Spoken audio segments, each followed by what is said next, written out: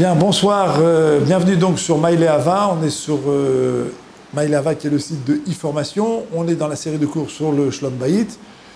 Et on s'intéresse maintenant au respect à l'argent. C'est le troisième cours consacré à ce sujet-là.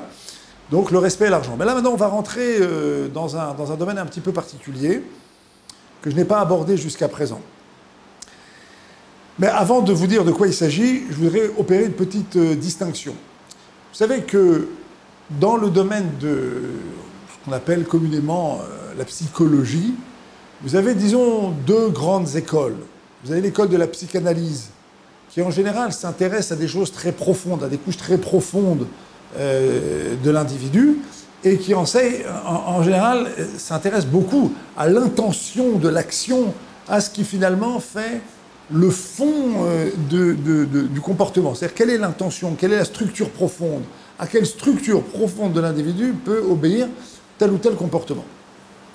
Et en général, la cure analytique est une cure qui prend du temps et qui est censée mettre l'individu donc en face de lui-même de la manière la plus complète qui soit. Vous avez une autre école qui est l'école dite de la psychologie. En général, la psychologie s'intéresse plutôt au fonctionnement, mais plutôt dans le domaine du comportement. Et donc la psychologie, en règle générale, essaye de régler des problèmes de fonctionnement, de dysfonctionnement plus exactement, et va s'intéresser de manière plus exhaustive, de manière plus suivie, de manière plus profonde au comportement. Alors, en général, ces deux écoles disent, pour la psychanalyse par exemple, on va s'intéresser à un changement de fond, mais qui prend du temps. La psychologie dit on va aussi s'intéresser à un changement de fond, mais on va passer par le comportement. On va passer par le fonctionnement. Nous, on a une obligation qui s'appelle Chochma Bagoim Ta'amin. C'est-à-dire qu'il y a de la Chochma, il y a de la sagesse en tout. Est-ce que cette sagesse représente pour autant un tout? Certainement pas. Et c'est la raison pour laquelle nos sages nous ont donné le moussar. Le moussar, c'est l'étude de notre propre comportement, l'étude de notre propre fonctionnement, mais aussi l'étude des causes profondes de notre comportement. Et c'est la raison pour laquelle, dans ce domaine du respect de l'argent, le respect entre les époux, le respect de soi et l'implication que ça peut avoir dans le domaine de la parnassa, de la subsistance, il nous faut maintenant aller un petit peu plus loin en utilisant précisément les ressorts du moussar. Mais on va utiliser ce qu'on appelle la partie moussar de la Kabbalah. Vous savez que dans la Kabbale, il y a les noms divins, c'est des choses qui sont extrêmement profondes et qui sont réservées à des gens qui ont beaucoup travaillé sur eux-mêmes, qui ne se mettent pas en colère, qui sont des gens très érudits, qui connaissent le Shulchan Aruch, qui connaissent le Talmud. Donc c'est un groupe de gens très particulier. Mais il y a la partie moussar de la Kabbalah, qui en quelque sorte nous donne une vision un petit peu plus profonde de ce qu'est notre âme. Alors, il faut savoir que dans notre Nefesh Hayesodi, dans la partie vitale de notre âme, qui s'appelle le Nefesh, il y a 4 forces. Il y a la force du Hesh, on l'a évoqué dans d'autres cours, qui est la force du feu, qui est la force qui gère finalement l'ego dans sa partie négative, dans son acception négative, et puis la partie Anava, la capacité de modestie, la capacité à laisser de la place aux autres, à vivre sans jamais rien prendre aux autres, mais au contraire en apportant aux autres. Il y a une autre force qui s'appelle Ruach, Ruach qui est la parole, le souffle. Alors, il y a 2 sortes de paroles. Il y a la parole négative, qui est la parole destructrice, la malédiction, la shonara, la médisance, etc. Et puis, il y a la parole qui construit. Alors, il y a le silence aussi. Et puis, il y a les bénédictions, il y a les encouragements, etc. Il y a une 3e force qui s'appelle Afar. Afar, c'est la poussière. La poussière, c'est quoi? C'est ce qui a trait, finalement, à la mort, à la dépression. Et d'un autre côté, dans ce versus positif, à la bonne utilisation du monde dans lequel nous vivons, de notre champ pulsionnel, et qui est d'avoir de la simcha, la joie. On dit par exemple, Ivdu et Hashem besimcha, servez Hashem besimcha dans la joie. Quand vous changez l'ordre des lettres, ça fait marshava. Marshava, c'est-à-dire faites des comptes. Quelqu'un qui compte et qui comprend, qui essaie de comprendre ce qu'est sa vie et les éléments qui constituent sa vie, il peut avoir une certaine simcha parce qu'il peut toujours trouver de quoi se réjouir. Et puis il y a une 4e force qui s'appelle Maïm. Maïm, c'est tout ce qui gère les plaisirs. Alors dans le versus négatif, c'est l'incapacité à gérer ses pulsions, incapacité à gérer ses plaisirs. Dans le versus positif, c'est la capacité à se retenir, à se gérer. C'est à cette partie que je voudrais m'intéresser aujourd'hui. Il y a un lien très profond entre la parnassa, l'argent, le bien matériel et la gestion de ce qu'on appellerait en français le champ pulsionnel. Comment un individu gère ses pulsions. Il y a un lien très profond entre cette force qui s'appelle Maïm, l'eau, et qui représente finalement l'attachement au désir, l'attachement au plaisir, et la satisfaction du plaisir, et finalement la relation que l'individu va entretenir avec ce qu'il possède. Alors, c'est tout à fait fondamental parce que le couple est un lieu dans lequel s'exerce une forme de relation qui n'existe nulle part ailleurs. Il y a une intimité. Cette intimité, elle est réservée au mari et à la femme, à l'homme et à la femme qui sont mariés, qui sont passés sous la roupa, et lorsque la femme n'est pas nida. Il y a également une intimité, qui est une intimité psychologique, qui est une intimité de communication dans laquelle l'homme et la femme arrivent à échanger des informations sur des choses extrêmement profondes et intimes. Il y a aussi, de manière plus générale, l'intimité du désir. Il y a dans notre désir des choses qui nous appartiennent en propre et qui sont très profondément inscrites dans notre personnalité. Eh bien, cet ensemble-là, dans son versus Maïm, l'eau, eh bien, il a une incidence sur notre relation à la possession. D'ailleurs, ça n'est pas un hasard parce qu'au niveau psychologique, Maïm, l'eau, gère également la capacité à donner, la capacité au chesed, au partage, au don, ou au contraire, la jalousie, l'égoïsme, la rétraction, et finalement, l'incapacité à supporter que l'autre puisse avoir. Alors, il y a une erreur que font très souvent, malheureusement aussi beaucoup de rabbins, c'est que lorsque les couples viennent les voir, et je l'ai déjà entendu, beaucoup disent « Bon, écoutez, racontez-moi directement ce qui se passe dans votre intimité », comme si c'était la clé de tout. Bon, ça, il n'y a pas de mot assez sévère pour condamner cette attitude. Et quand vous parlez à des gens comme le professeur Ami Shaket, par exemple, qui est un professeur dont je suis la formation dans un organisme qui s'appelle Yanar. Yanar s'appelle Yoatse Nisouim Rabbanim, c'est les conseillers conjugaux rabbiniques. C'est un monsieur qui a traité plus de 4500 couples dans sa vie. Si vous écoutez Rav Simcha Cohen, qui est le Rav de référence de cette formation, bref, si vous écoutez des gens qui sont des spécialistes et qui ont vu plusieurs milliers de couples, ils vous diront tous la même chose. Il faut être mamash, comme on dit, choté ou martiet arabim. Il faut être soi-même un fauteur et faire fauter le public pour croire qu'on puisse aller directement s'intéresser à l'intimité ou que l'intimité est la clé de tout. Ça ne veut rien dire. L'intimité, elle est l'expression d'une affectivité. L'affectivité, elle est l'expression d'une capacité à être ensemble.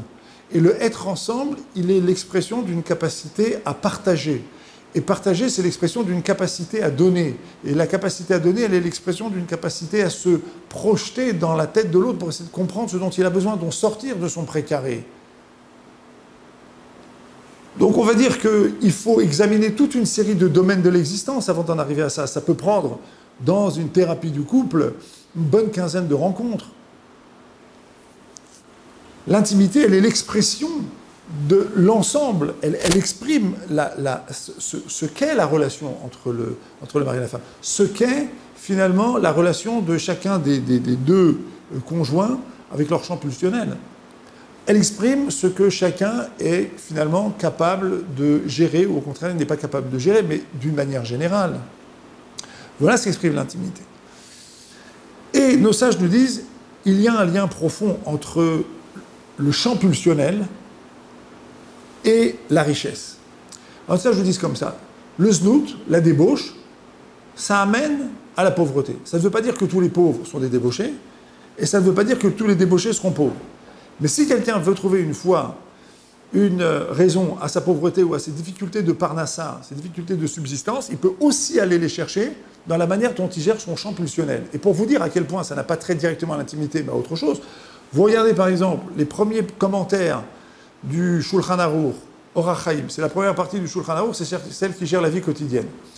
Et là-bas, il est indiqué qu'on doit en permanence penser que Dieu nous regarde et qu'il est là et qu'il intervient dans notre existence. Et dans les commentaires qui sont rapportés, notamment dans le Biur Halacha, dans le Mishnah Bora, le Mishnah Bora a été écrit par le Chafetz Chaim, Rav Israël Meir Kagan à Cohen, il y a son commentaire et puis il y a le commentaire de son commentaire qu'il a écrit dans lequel il développe un petit peu certains points qui s'appellent le Biur Halacha. Il dit là-bas que le znout, la débauche, ça commence dans le fait de satisfaire ses pulsions et ses envies pour le simple plaisir de satisfaire ses pulsions et ses envies. C'est-à-dire que nos sages nous disent que le champ pulsionnel, c'est quelque chose qui est tout à fait fondamental chez l'individu. Les pulsions, elles expriment des besoins, elles expriment des tendances, elles expriment un désir. Mais ce désir et ces pulsions, elles doivent être emmenées vers un but constructif, vers un but épanouissant. Et donc nos sages nous disent que le znout, c'est un mot qui est très intéressant parce que znout, ça vient du mot zan. Zan, ça veut dire se nourrir. Il y a des gens qui se nourrissent. Quand on mange, est-ce qu'on nourrit notre corps ou est-ce qu'on se nourrit? Lorsque l'on profite d'un beau paysage, lorsque l'on profite d'un bon instant, est-ce qu'on se nourrit ou alors est-ce qu'on nourrit quelque chose? Et là, c'est tout à fait fondamental. D'ailleurs, le français le dit très bien. Qu'est-ce que vous nourrissez comme espoir? Quand vous mangez, quand vous jouissez de la vie, qu'est-ce que vous nourrissez comme espoir? Bien, nos sages nous disent qu'il y a un lien tout à fait fondamental entre ce que l'individu donc va expérimenter dans son champ pulsionnel. Je m'excuse, je suis obligé de bouger cela. Ce que l'individu donc va expérimenter dans son champ pulsionnel et la manière dont il va vivre. Je m'excuse, je suis obligé de regarder cet engin pour être bien certain que le son marche. C'est les contraintes techniques. Vous voyez, on est toujours tenu par les contraintes de l'environnement. C'est très important de savoir qu'il y a un environnement et l'accepter, pas commencer à se battre avec son environnement. On l'a dit dans le cours sur la belle famille, les gens se battent avec leur environnement. Il faut accepter son environnement, il y a des contraintes. On va fermer la parenthèse. Nos sages nous disent que pour grandir, un individu doit être capable d'épanouir la totalité de ses forces. Alors par exemple, lorsque vous invitez des gens à déjeuner, c'est évident que vous n'allez pas leur jeter la nourriture à table. Vous allez faire une très belle table parce que les gens mangent aussi avec leurs yeux. Vous allez leur faire passer un bon moment et vous allez veiller à ce que la conversation soit une conversation agréable. Puis évidemment, vous allez servir des belles choses dans des belles assiettes et vous allez leur faire passer un bon moment aussi du point de vue culinaire. C'est-à-dire que quand vous passez un bon moment, qu'est-ce que vous faites? Vous essayez d'organiser toute une série de tendances autour de cet événement qui sont des tendances qui devront trouver leur satisfaction. On mange avec les yeux, on passe un bon moment agréable qui nous permet de digérer ce que l'on mange tranquillement, et puis on va manger des bonnes choses, et puis on va pouvoir sortir de table aussi avec un sentiment de satiété, un sentiment de contentement. On gère plusieurs choses dans la vie. Et donc, nos sages nous disent, un individu qui n'est que dans la satisfaction de ses pulsions, c'est un individu qui ne peut pas être riche. Il ne peut rien lui arriver de bon. Parce que c'est quelqu'un qui ne saura jamais profiter de la totalité de ce dont il doit profiter dans le monde. Hachem, lui, ce qu'il veut, c'est qu'on ait du oneg. Le but ultime de la création, c'est que l'homme vive un grand oneg. Oneg, c'est délice. L'homme doit vivre des délices. La femme doit vivre des délices. L'être humain doit vivre un délice. Et le délice absolu, dans le monde futur, la rencontre de l'âme avec la vérité absolue, avec l'être divin. Mais avant ça, dans le monde, il y a la rencontre de l'individu avec la totalité de ses forces, de ses pulsions et de ses tendances. Et c'est la raison pour laquelle on doit se marier, c'est la raison pour laquelle on doit avoir une vie intime, et c'est la raison pour laquelle on doit avoir des enfants. C'est qu'en fait, au travers de chacune de nos actions, nous épanouissons une multitude de forces. Si vous en voulez une illustration, regardez ce que Bilam, le prophète Bilam, le méchant Bilam, borgne, qui voulait maudire le peuple juif, un homme qui, lui, n'avait pas compris grand-chose à ce que je suis en train d'expliquer, et qui était un homme qui vivait avec son ânesse. Eh bien, cet homme, à un moment donné, va dire « Mais Moné Mispar Rova Israël », Dieu, il compte les nombres de fois où du liquide séminal s'écoule dans les relations intimes. Il y a un verset qui dit ça dans la paracha de Bilam. Dieu, il compte le nombre de fois où un liquide séminal s'écoule dans la relation entre l'homme et la femme. Et nous, on sait, parce que c'est marqué dans la Gemara, que l'intimité, c'est vrai qu'elle permet d'avoir des enfants, elle permet l'épanouissement, c'est ce qu'on est en train de traiter là maintenant, on va y revenir, mais elle permet également, nous disent nos sages, du point de vue mystique, l'arrivée du Mashiach, l'arrivée du Messie, le dévoilement messianique. C'est-à-dire qu'il y a un lien profond entre cette activité intime et des formes de vie que nous ne connaissons pas, qui ne sont pas des êtres humains qui vont naître de ce rapport, qui ne sont pas des êtres que nous pouvons palper, mais il y a des formes de vie spirituelles que nous ne connaissons pas, mais qui existent, et qui vont petit à petit s'incarner au travers de cette activité et qui vont participer au dévoilement messianique. Pourquoi est-ce que je prends le temps de vous raconter cela? Pour vous expliquer que pour nos sages, ce n'est pas seulement l'individu qui est concerné, c'est le monde entier qui est concerné par, finalement, ce qu'il fait. Il y a une incidence de nos actes sur le monde. La mystique juive même dit sur les mondes. Ce qui veut dire qu'il y a un ensemble de forces qui sont convoquées dans un certain nombre d'actes. Mais cet acte-là, il est tellement fort, cette pulsion, elle est tellement forte qu'il faut essayer de s'interroger sur le fait de savoir pourquoi elle est si forte que cela. Et bien c'est tout simplement parce que c'est la seule force capable de donner la vie. On peut donner la vie avec une parole encourageante, on redonne la vie à quelqu'un qui est triste avec des paroles d'encouragement, avec des bénédictions, avec de l'amitié, c'est vrai. On peut redonner de la vie à un pauvre qui est complètement perdu en lui redonnant de l'argent, c'est vrai. Mais est-ce qu'on peut créer, donc créer de la vie, transformer des cellules pour arriver à produire de la vie? Eh bien, l'intimité, c'est ce qu'elle permet. Ce qui signifie qu'elle recèle un potentiel de vie qui est tellement fondamental, parce qu'elle permet de faire venir au monde des êtres dans lesquels Hachem va mettre une âme et qui vont dans le monde produire un certain nombre de choses. C'est la première mitzvah de la Torah. Avoir des enfants. Essayer d'avoir des enfants. Et donc ça nous donne une idée de l'importance de cette chose-là. Mais ça nous dit quoi également? Ça nous dit qu'il y a dans ce champ-là, il y a quelque chose qui touche aux forces également les plus profondes, les plus vives de l'individu. Pas les plus profondes, mais les plus vives. Les forces les plus vives, ce sont des forces de survie en société. Pour vivre en société, il faut pouvoir acheter, il faut pouvoir dépenser. Toute l'activité humaine est basée sur cette capacité à dépenser ou la capacité à encaisser. C'est fondamental. Ça n'est pas seulement que de parler, ça n'est pas seulement que de rire ou de communiquer. Est-ce qu'on est capable, oui ou non, de vivre sur le plan économique? Et c'est la raison pour laquelle il y a un lien profond entre cette partie-là du champ pulsionnel, et d'une manière, le champ pulsionnel, comment on mange, comment on boit, comment on profite du monde, et finalement les moyens qui sont mis à notre disposition. Et c'est la raison pour laquelle, dans les couples dans lesquels il n'y a pas beaucoup de respect, effectivement, il peut, dans les moments de crise, assez souvent, eh bien, c'est des moments dans lesquels il n'y a plus de parnassa. Et que des couples qui finalement veulent améliorer leur parnassa, leur subsistance, sont des couples qui peuvent s'interroger sur le respect qu'ils se manifestent l'un à l'autre. Et s'il y a des domaines dans lesquels on peut se manifester du respect, c'est évidemment la manière dont on se parle. C'est évidemment ce qu'on pense de l'autre. C'est effectivement la manière dont on traite l'autre. Est-ce qu'on lui fait des cadeaux? Est-ce qu'on a des attentions pour lui? Est-ce qu'on fait attention à ce qu'il est, à ce qu'il devient? Mais c'est également l'intimité. Et c'est la raison pour laquelle il y a autour de l'intimité, dans le cercle qui est juste autour de l'intimité, il y a, d'après nos sages, la subsistance. Et c'est la raison pour laquelle un couple qui, effectivement, aura des difficultés de parnassa, de subsistance, est un couple qui devra aussi, dans les moments de crise, et c'est inévitable, devra s'interroger aussi sur le respect qu'il se manifeste. Il y a un lien profond entre ce respect et cet argent. Il faut aller un petit peu plus loin. Nos sages nous disent que la source à partir de laquelle l'individu, du point de vue mystique, peut étudier la Torah, c'est-à-dire dans son sechel, dans son intelligence, dans sa chorma, dans sa sagesse, cette source-là, c'est la même que celle qui lui permet d'avoir une intimité. C'est celle qui lui permet d'avoir du désir. C'est celle qui lui permet d'être dans la réalisation de ses désirs et de ses envies. Pourquoi? Parce que étudier la Torah, c'est faire un avec la connaissance. Vous savez que la connaissance est extraordinaire.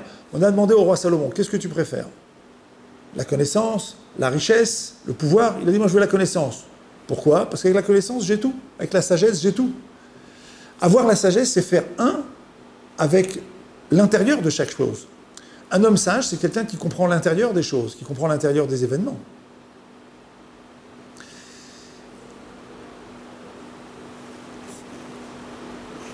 La sagesse, c'est faire un avec l'origine de chaque chose. C'est ça l'intelligence. Eh bien, ce qui touche à l'intimité, c'est également de faire un de manière absolue avec le conjoint. Alken Yazov Ishetavi Vetimo. Un homme va abandonner son père et sa mère. Vedavak Beishto. Il va s'unir à sa femme. Vayou les Basarechad et ils vont faire un. Dans l'intimité du désir, il y a ce désir de faire un. Pourquoi? Parce que ce désir est un désir qui vient de l'âme. L'âme, c'est une création divine. C'est un bout d'infini divin que nous avons en nous. Et lorsque l'âme n'était que l'âme, elle n'était pas dans un corps, elle faisait un avec le Créateur et avec le monde de la vérité. Et lorsque nous voulons faire un, eh bien nous avons le choix. Nous pouvons au contraire aller faire la satisfaction de nos pulsions et faire un avec notre pulsion, ou alors nous pouvons faire un avec l'intimité du désir qui est lié à cette pulsion. Nous pouvons faire un avec cette idée que d'abord nous faisons un sur le plan spirituel. Et c'est la raison pour laquelle la relation entre l'homme et la femme, pour qu'elle soit une relation de respect, une relation authentique, est d'abord une relation dans laquelle on fait un dans un projet. On fait un parce qu'on se parle, parce qu'on communique, parce qu'on partage des moments ensemble, parce qu'on est solidaire quand ça va mal, et parce qu'on se bat ensemble quand ça va mal, et parce qu'on est accrochés l'un à l'autre pour avancer dans la vie, pour construire notre famille. Et avec ça, on va créer petit à petit une fusion sur le plan psychologique mental. On devient un sur le plan psychologique mental. Et donc on éprouve ce besoin de s'unir. Mais à partir du moment où l'homme et la femme sont divisés, séparés, éloignés, peut-être même dans un état de pré-séparation, dans un état de détestation, quel est le sens de cette intimité? Quel est le sens de l'intimité du désir? Qu'est-ce qui s'exprime à ce moment-là dans le couple? C'est un désir de séparation. Or, nos sages nous disent « En kli marzik bracha ela shalom ». Le keli, l'ustensile qui permet de réceptionner la bracha, la bénédiction, eh bien, c'est le shalom, c'est la shlemut, c'est la perfection. C'est-à-dire la capacité pour le mari et la femme à satisfaire tous ces compartiments de leur personnalité, le spirituel, le psychique et le mental, et donc à pouvoir fusionner. Mais sinon, qu'est-ce que leur intimité peut exprimer? Qu'est-ce que leur couple peut exprimer? Qu'est-ce que leur vie peut exprimer? Et c'est donc la raison pour laquelle va venir se mêler, comme en quelque sorte une espèce d'alarme, une très grosse difficulté d'argent, très souvent. On voit que quand les couples sont au bord du divorce, ils ont aussi très souvent des très gros problèmes d'argent. On voit très souvent que les divorces viennent après ou pendant des faillites. On voit qu'il y a souvent une concomitance entre des problèmes de couple et des problèmes d'argent qui sont souvent catastrophiques. L'expérience montre que ça concerne une très très grande partie des couples. Ça ne veut pas dire que tous les pauvres sont des gens débauchés ou qui ont des problèmes de couple. Ça ne veut pas dire que tous les riches n'ont pas de problème de couple. Mais ça veut dire que très souvent, lorsque l'expérience nous montre que lorsqu'un couple va mal, eh bien, il doit aussi chercher la raison de ce mal-être dans le respect que les conjoints se manifestent dans tous les compartiments de leur existence. Et donc, ils doivent aussi, lorsqu'il y a des problèmes de parnassa, essayer de se poser la question s'ils ne peuvent pas renforcer, on va le dire positivement, renforcer le respect, la communion d'esprit, et donc forcément la communication qu'il y a entre eux d'une manière générale. Et donc le respect qu'ils peuvent se donner chacun l'un l'autre. Pourquoi? Pourquoi parle-t-on de respect dans cette communication? Parce que communiquer, ça n'est pas échanger des informations, c'est être capable de prendre en compte l'autre, de comprendre ce qu'il est, de vivre avec la réalité de l'autre. Donc c'est que je ne communique pas pour dire mon point de vue, je communique parce que j'ai envie d'entendre ce que l'autre est. Je pose des questions, je joue le journaliste, je pose des questions, j'interviewe, je veux savoir ce que l'autre est, je veux savoir ce dont il a besoin, je veux savoir ce qu'il traverse, je veux m'associer à ses éventuelles douleurs ou à ses problèmes. Et donc on voit au travers de cela qu'il y a un lien très très profond entre ce respect et ce kavod, et donc cet appétit d'être ensemble, dans le respect, dans le désir de se connaître, dans le désir de partager, de construire ensemble, et la capacité du couple à se gérer sur le plan économique. Alors, il y a un dernier point qu'il faut soulever pour aller plutôt maintenant vers un début de solution. On l'a dit, dans ce genre de cours, on ne va pas sur un pied solutionner donc des problèmes de couple. On ne peut aussi ici qu'inviter les gens à prendre contact avec nous et donc à suivre une thérapie du couple pour ceux pour lesquels ça ne va pas. Mais il y a un premier conseil qu'on peut donner au couple. Beaucoup de couples sont marqués par des positions de force, des rapports de force. Dans tous les couples existe cette notion diffuse de rapport de force. Et très souvent, les grandes crises sont un moment de bascule dans un rapport de force. Il y a des moments dans lesquels il faut savoir admettre, pour le conjoint qui était peut-être plus en position de force, qu'à partir d'aujourd'hui, ce rapport de force est refusé. Et que, en fait, le conjoint décide finalement de reconstruire le rapport dans le mariage. Alors vous savez, nos sages, ils sont très souples là-dessus. Ils le disent en positif. Ils disent pourquoi la femme, l'homme et la femme doivent se séparer plusieurs jours par mois quand la femme est nida. C'est pour que la femme, elle soit chère aux yeux de son mari comme au jour du mariage. Qu'est-ce qui est écrit ici? Il est écrit que pour que les gens ne s'ennuient pas, il faut qu'ils respectent les lois de nida et qu'ils se séparent. Les psychologues américains, par exemple, ont, à une certaine époque, fait pratiquer les lois de nida, alors les lois de la séparation, à certains de leurs clients non juifs. Bon, ça a marché un mois, 2 mois, 3 mois. Mais ça n'était pas une solution parce qu'il n'y avait pas la neshama, il n'y avait pas l'ordre divin là-dedans. C'est l'ordre divin qui fait toute la différence. Mais qu'est-ce qui est marqué ici? Du point de vue, cette fois-ci, du fonctionnement, parce que c'est ça qui nous intéresse. Nous, c'est le stage, c'est le fonctionnement. Ce qui est marqué ici, c'est qu'il faut de la nouveauté. C'est marqué ici qu'en fait, il y a toujours de la nouveauté. Ça veut dire que le couple, il est marqué par le fait qu'il y aura toujours de la nouveauté. Eh bien, il y a un type de nouveauté qui est terrible dans les couples. C'est quand il y en a un qui décide de changer la forme du rapport et qui bouge d'1 mètre. Et c'est la raison pour laquelle, très souvent, quand les gens se disputent, on leur dit bougez d'1 mètre. Ne restez pas toujours dans le même mode de communication, d'argumentation, le même mode de relation à l'autre. Bougez-vous un petit peu. Mais de manière plus dramatique, parfois, il y a un des conjoints, notamment en général celui qui subit, qui à un moment dit mais ça suffit. Alors il le dit de plein de manières et il se déplace. Et donc il y a un nouveau rapport qui va s'organiser. Ben, il faut savoir que quand les couples vivent ce genre de situation, en règle générale, ce sont des occasions de grandes crises, donc de grandes remises en cause. Et donc ce sont des occasions de tension, de colère. Ce sont des occasions dans lesquelles se manifeste moins de respect. Et donc des problèmes, en règle générale, qui sont liés également à la parnasse, à la subsistance. En quelque sorte, ce sont des gros tremblements de terre dans la vie d'un couple. Il n'y a pas de couple qui ne passe pas des tremblements de terre de ce genre. Beaucoup de gens disent qu'il n'y a pas de couple qui ne passe pas une occasion de divorce. C'est faux. Moi, je connais plein de couples qui n'ont jamais pensé à divorcer, qui ont passé des crises, mais qui n'ont jamais pensé à se séparer. Mais par contre, un couple, c'est un immeuble qui est construit sur une zone sismique, donc ça va trembler. Maintenant, pour que l'immeuble ne s'effondre pas, il faut une certaine souplesse. Et quelle est la souplesse dont il faut avoir besoin dans ces périodes de crise-là? Dans ces périodes où d'un coup, le lien se défait, et puis il y a moins de respect, et puis d'un seul coup, on a des problèmes d'argent, et puis d'un coup, on se rend compte que finalement, ça ne marche pas comme on veut. Il faut, à ce moment-là, accepter le changement. Il faut que le mari ou la femme accepte ce changement. Il y a des mutations dans la vie des individus. Il y a un moment où les individus bougent dans leur existence. Toujours. Après quelques années de mariage, il y a un moment où les choses se redessinent. Il faut accepter ça.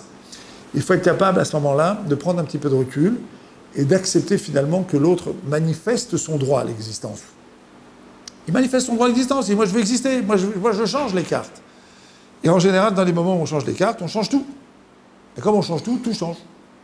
Et c'est la raison pour laquelle, dans cette période-là, eh bien, ce qui est de mise, c'est de réintroduire, encore une fois, on l'a dit dans d'autres cours, la base du Shulchan Aruch, qui est le respect. Le respect, dans ce cadre-là, ça veut dire une chose simple. C'est le droit de changer. C'est le droit au changement. Et donc, la capacité pour celui qui n'a pas forcément initié ce changement, à accepter le changement et à accepter la nouvelle donne avec son conjoint. Si on est capable de ça, on peut complètement sauver une situation. Et très souvent, les gens débarquent avec cette plainte.